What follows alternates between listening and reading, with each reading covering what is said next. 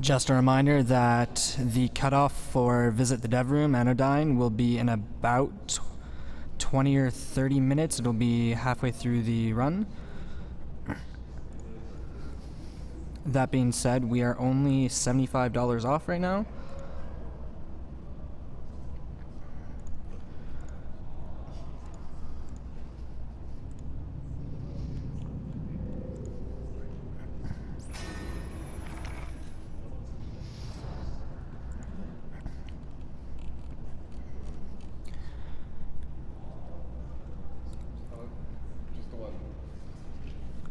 I'd like to remind everybody that if you would turn off your ad block while you are watching, all the funds will go towards the marathon.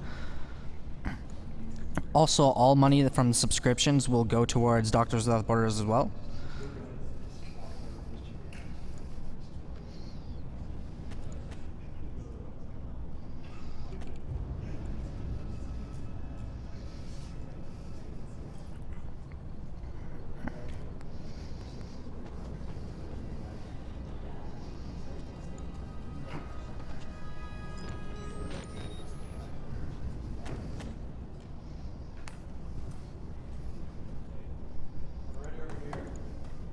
Ready?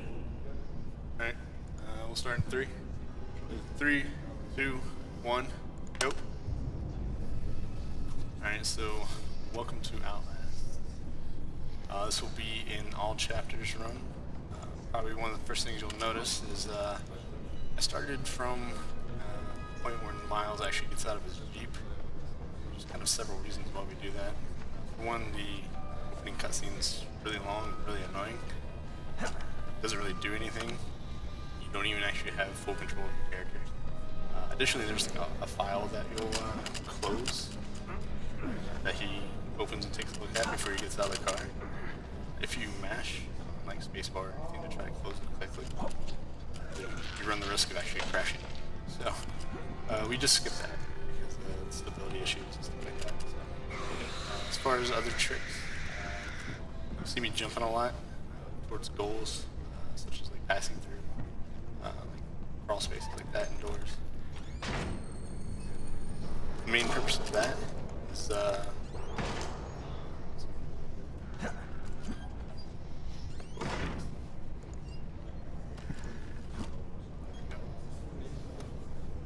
the main purpose of like jumping is jumping forward while running is actually the fastest form of movement.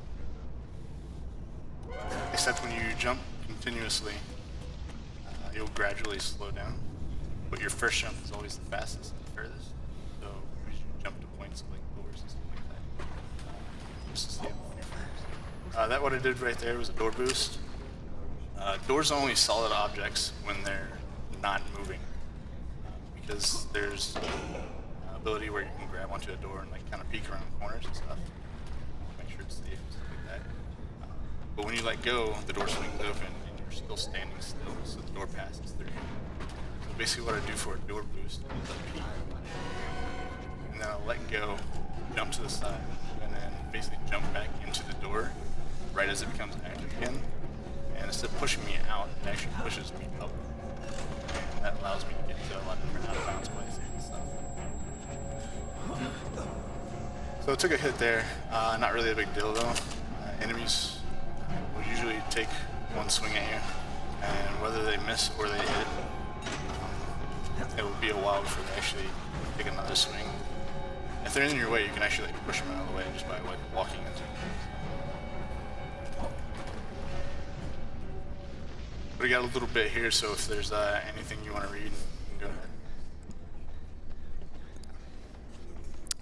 We have a $75 donation from Puzzles.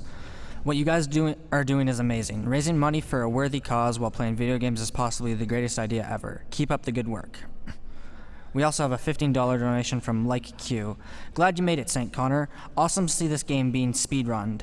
Money goes to runner's choice. Let's do... Is Bionic Commando 100% completed yet? If not, put it towards that. Bionic Commando? Bionic Commando? So,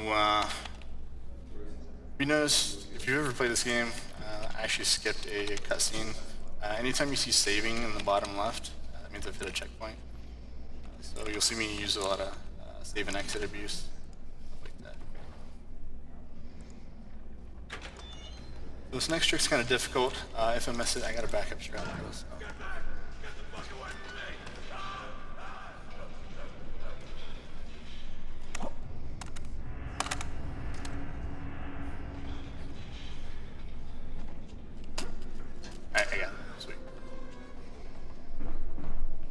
So those pauses that I'm doing while I'm out of bounds, occasionally if you're like deep out of bounds, where there's like nothing near you, the game will black out. And the way this game works is everything's like procedurally generated as far as like it only loads what's visible to you. To do it to like save memory and stuff like that. Oh, I got dragged. Try to dodge him. Yeah, he juked me good. But nope, not having it. So that's one of the twin brothers that we lovingly call the Donger brothers. So you can kind of see with their wang hanging out there. But yeah. So this next trick we call the Kitty Pride. If you're a Marvel fan, you'll kind of see why here in a second.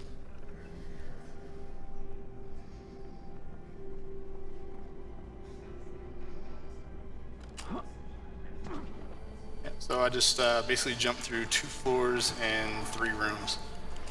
So that allows me to skip like an entire section of the prison right here. And now I'm headed into the sewers. So in this time, I've made it through the admin block and the prison block. So that's 2 chapters down already, and we're headed into sewers. So you can see that door boosting is pretty broken. It's a fairly new trick. It's been around for a couple months, and because of that, it's actually made 80% like down to less than 10 minutes. So there's a really broken way. And if I have some time, I might show it off at the end. I won't do a full run up, of course, but I'll at least show the trick depending on how things go here.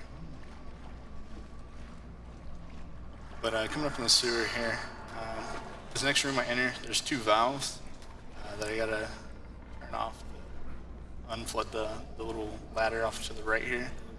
But I don't feel like doing that, so I'm gonna do yet another door boost and skip about half the sewer.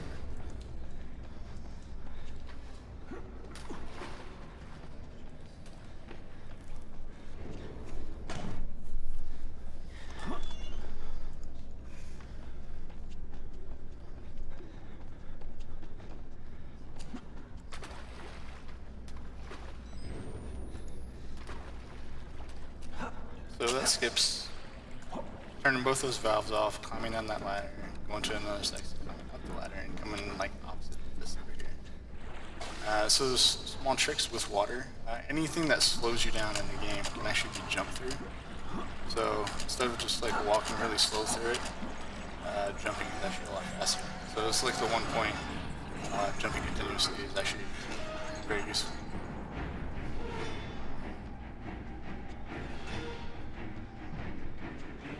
Probably read off a couple donations here too. So we have a $50 donation from Albino Hat. Albino Hat here. I just wanted to give a shout out to my good friend Connor. We've had a lot of good times breaking Outlast together, and here's to plenty more. Good luck on the run. May the back cops be with you, my friend. P.S. Your young punk attitude is not going to fly on this stream, young man. P.P.S. Nice shirt. Albino Hat. Yeah. So. You know, Albino Hat been running this for a while. He actually made this shirt that I'm wearing right now. It's all Outlast themed. We have an $150 donation from iLarmo.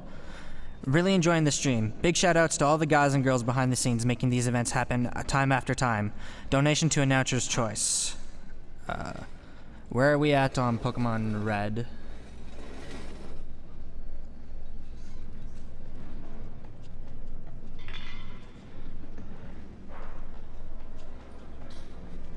Alright, so this next trick's kind of difficult, so if you don't mind, I'm gonna get some serious time here.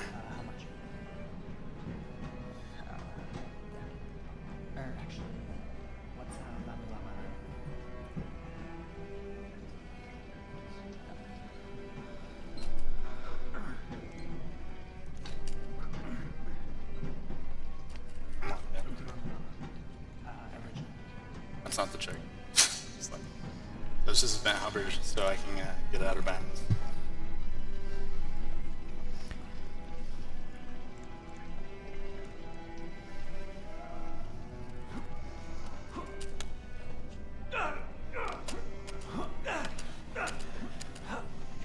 Alright, so that's what we call the Disco Inferno. It skips a huge portion of the game. In fact, it skips a whole section where Dr. Traeger cuts off your fingers. So if you notice, real quick, I still have my fingers intact. So I skipped that whole section, but this whole section's not loaded correctly, so it blacks out. But I hit a checkpoint there. So I reload, continue from there. And because I skipped him, I'm not supposed to, I now don't have my fingers anymore. Because the game recognizes that you're past Traeger. So they're like, well, we're just going to take your fingers.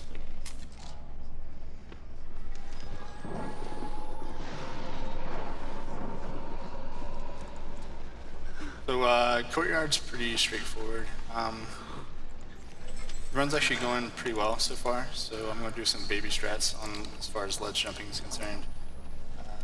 But there's not much going on in this, so if there's any more incentives or any more donations, you can read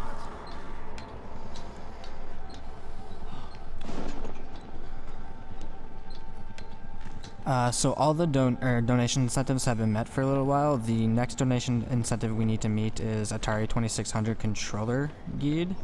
That's for El Ventio. That's at 20 out of $250.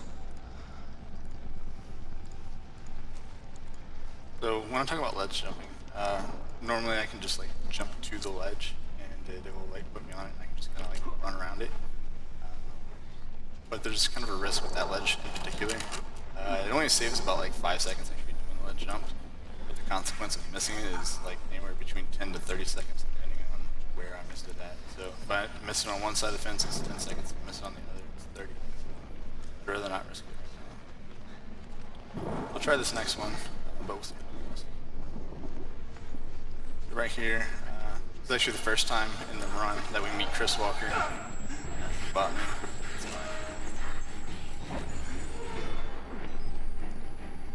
Actually gotta wait a minute here for my health to kind of catch back up.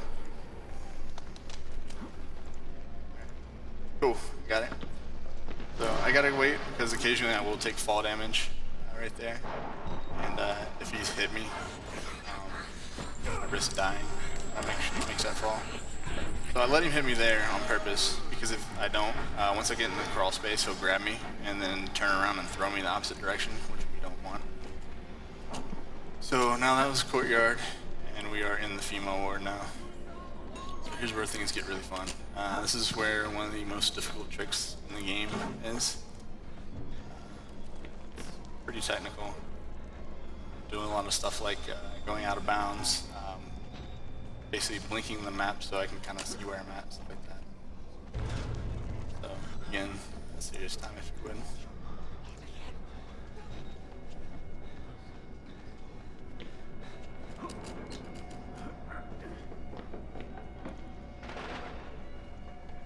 So this door's not supposed to open, but it does.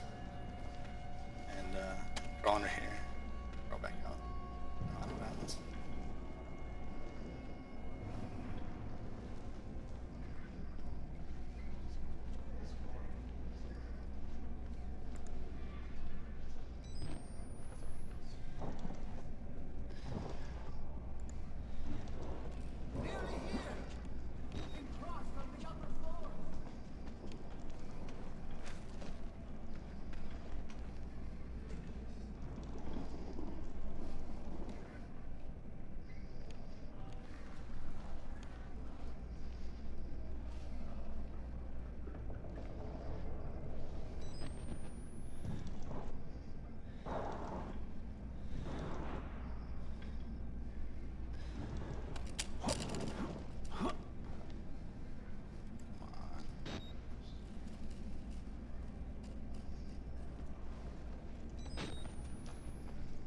you can see why it's kind of difficult. I need to basically side hop over before the map loads.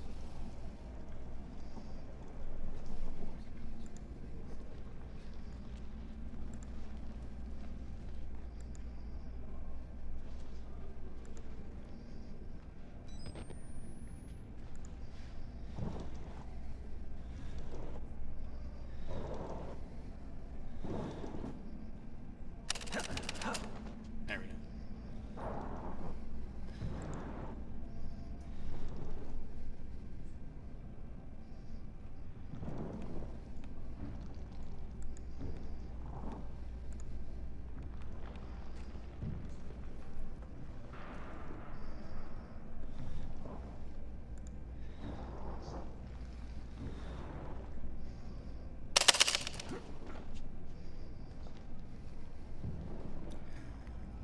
I fell. Fuck.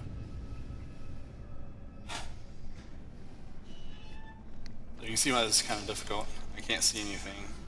There's a very slim edge. It's just out of bounds that I have to walk onto. Really hard to do.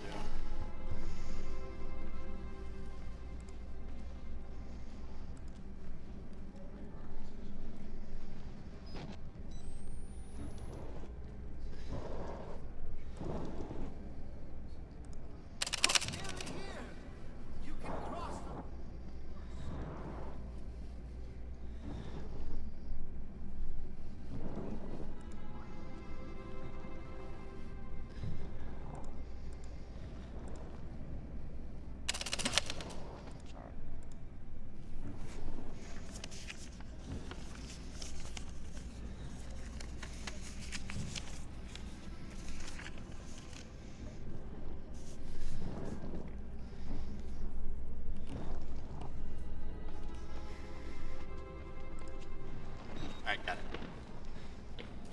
So that's the end of the female ward.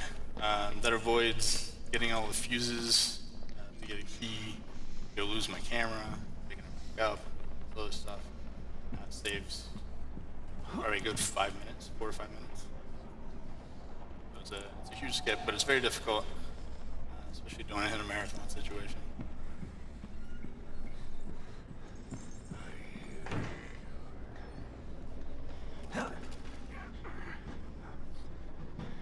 So one more big trick to do for sequence breaking again. I'm in the return to admin block section now, so got one more chapter to go. And I'm actually in the very beginning of this section.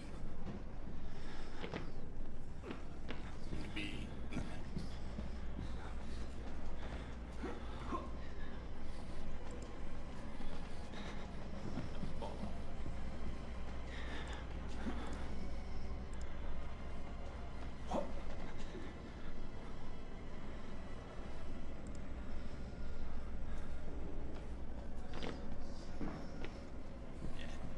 So you can kind of see where loading comes into play there.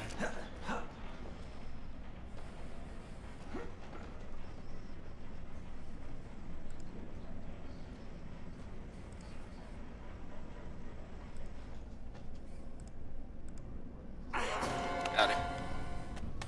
So now I'm in the underground lab section, which is the last chapter in the game. This chapter is pretty straightforward. Unfortunately, this place is pretty Loctite. We can do door boosting and kind of look out of bounds, but there's really nothing there, which is unfortunate. So we had to deal through a few cinematics. But since I have some time, I want to give some shout outs. So obviously Albino Hat, who sent that wonderful, wonderful donation. Me and him have been going at this for quite a while. He's been constantly like getting world records, losing it, and then getting them back. So he actually has the world record right now, I think, for 80% with a 9:46. So extremely fast. Also, Wrong Warped, one of my buddies actually helped, kind of got me into this game back in like November, December timeframe. He's helped find a lot of stuff, even accidentally find stuff. And so we've gone through different iterations of that. Luigi's, he's gotten tons of world records. Him and Albino Hat like went head to head for like a long time. And then there's like a big PS4 community as well. This game's on PS4, obviously PC, and just came out on Xbox One too. So it's definitely out there. I suggest picking it up. It's a really good game, despite how showing it to be. I mean, these aren't things that you can just casually do. We had to hunt really hard to find some of this stuff. But for a while, we were 80% was sitting around 43 minutes, the longest time, until the PS4 community came along. They really helped break the game. They're the ones that actually found like the door boosting and like several other tricks and stuff like that. So basically, once door boosting was found, it opened up the door, so to speak. No pun intended.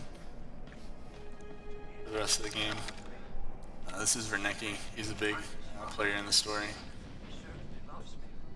Really ugly looking. But shout outs to Red Barrels for making a great game. Obviously a very disgusting game.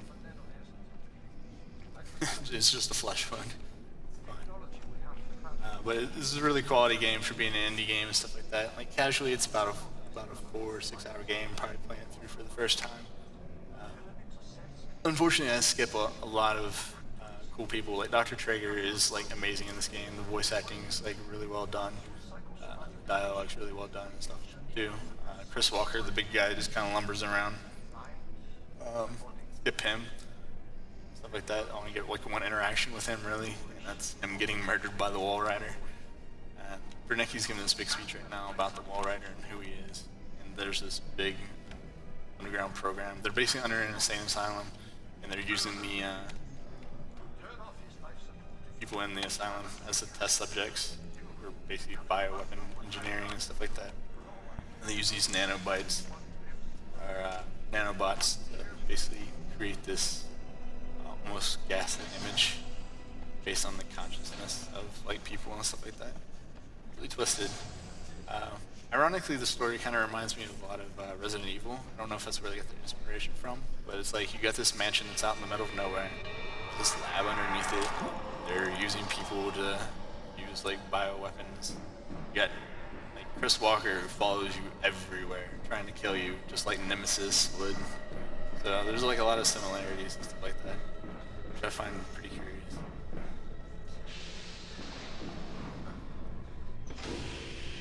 But the rest is pretty straightforward. So, I mean, if you really got anything else to read off as far as donations, feel free. There's not much for at least a couple minutes now. We have a $25 donation from Albino Hat. Albino Hat again. I forgot to mention that the $50 I donated earlier was Connor's choice. Also, this $25 goes to the gentleman smiling behind Connor in the blue shirt. He really seems to be enjoying this run.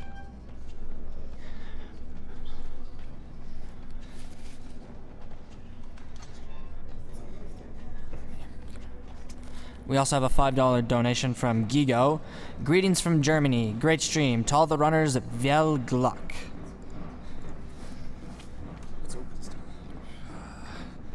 Here, actually, go to that. So right now what I'm doing is Vernecki basically tells you the only way to kill the Wall Rider is to kill this guy named Billy, who's strapped up in this machine and basically controlling the Wall Rider. So you gotta turn off his oxygen and cut off the power as well.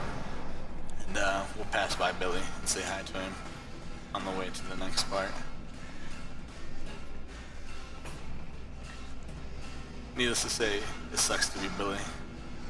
Hi, Billy.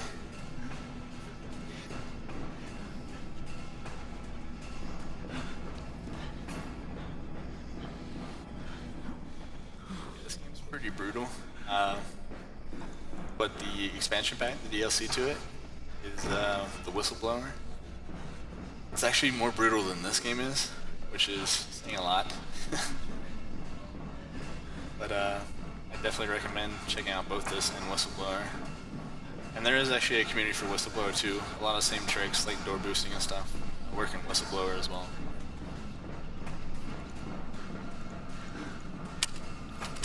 So coming up on one more trick, the last kind of big trick of the game.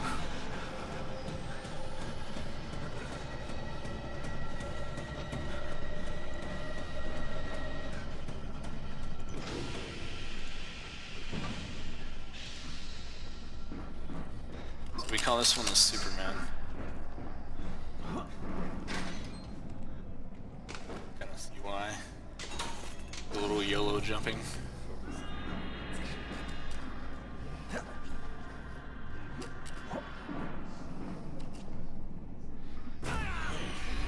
So instead of going all the way back down and then trying to jump across that bridge again and going into the cutscene, we do a little bit of climbing off the rails and then YOLO jump into the cutscene instead. Saves a decent amount of time. Now we just gotta activate Killing Billy pretty much. Final stage here.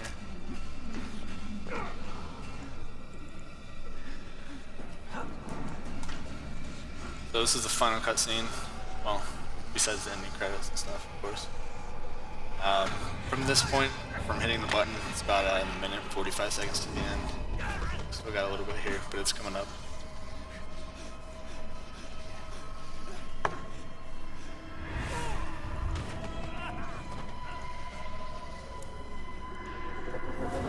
Miles has been through hell. He's about to go through a little bit more here.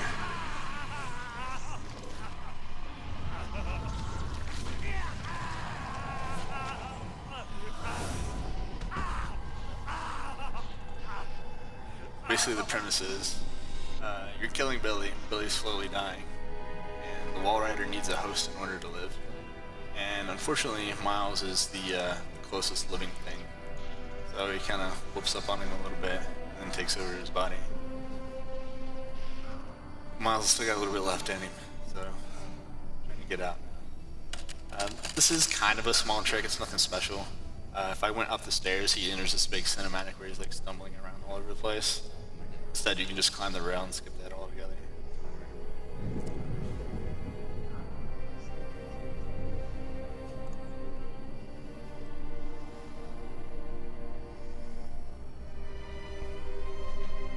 We can kind of do a swag moonwalk. Moonwalk our way to the end.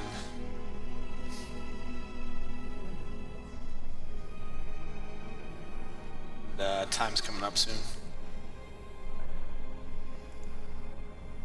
And time. It's not awful.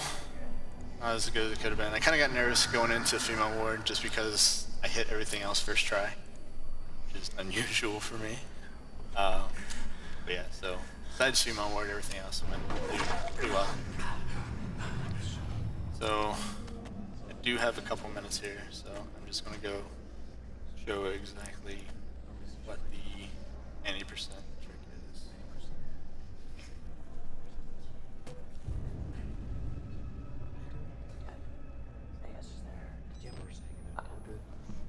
So it involves the same door boost I did early in the game, instead we go a different direction with it.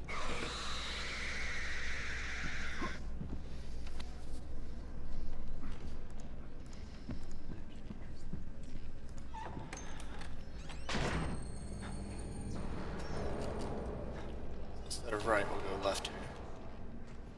You can run around this, but I'm going to crouch. I don't feel like falling off.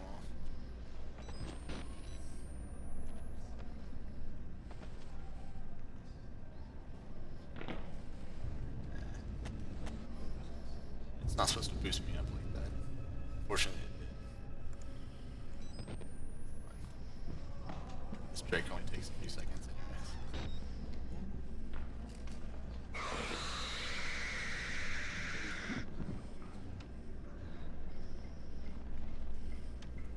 Is now a good time for donations? Yeah, you can go ahead. So we have another $25 from Albino Hat. Here's the final bit of monies for tonight. Good job, Connor. Optic loves you too, but he has no money, so this is from me. And to the blue shirt guy who looked confused, yes, I meant you. We have $50 from Long Rat. This is my first time seeing SGDQ, and I had to support such a noble cause. Thanks to all the wonderful people who've put so much time and effort to create such a fun event. Can't wait for the Risk of Rain run. We have $20 from Local Host. Keep on keeping on, duders. So I'm actually out of bounds, obviously. but I'm in the basement area, and I don't know if the basement just had a lot of troubles during testing and stuff, but their answer to that was basically put a giant invisible floor along the entire side of the basement, which interestingly enough gives us enough room to kind of do this right here. So I do this big jump, and now I'm in the lab again.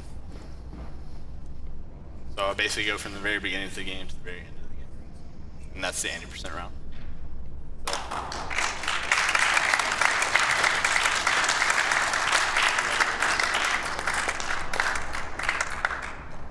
So thanks for watching, thanks for your donations, especially for the incentive and stuff like that. And, that's it. Thanks.